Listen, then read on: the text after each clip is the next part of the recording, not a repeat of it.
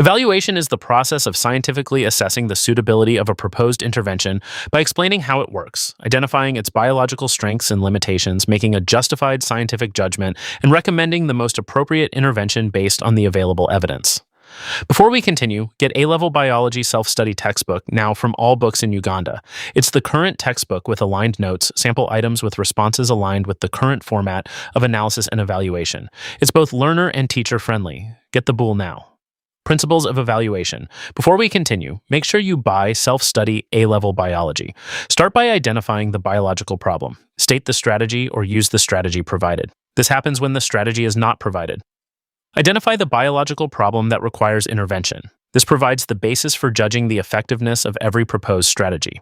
Explain how the intervention works. Describe the biological mechanism through which the intervention addresses the problem.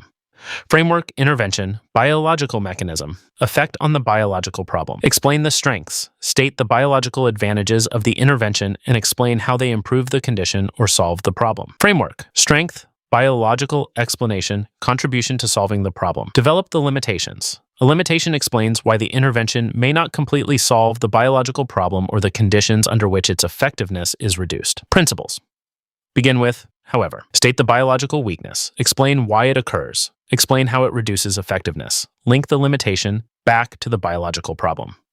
Framework, however. Biological limitation. Why it occurs. Effect on effectiveness. Limitations should be based on biological evidence, not personal opinion. Develop the judgment. Take a stand. The judgment is the final scientific position on the effectiveness of an intervention after considering both its strengths and limitations. Principles.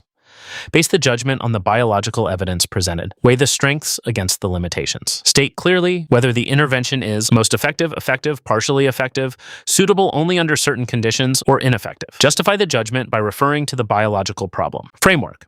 Strengths, limitations, scientific judgment, brief justification. The judgment must always be explicit and justified. Develop the recommendation. The recommendation identifies the interventions that should be implemented after all proposed interventions have been evaluated. Principles. Base the recommendation on the judgments already made. Recommend the intervention that provides the greatest overall biological benefit. Where appropriate, recommend a combination of interventions and justify why they complement each other. State the expected biological outcome. Framework. Best interventions, scientific reason, expected biological outcome. Recommendation. Pattern.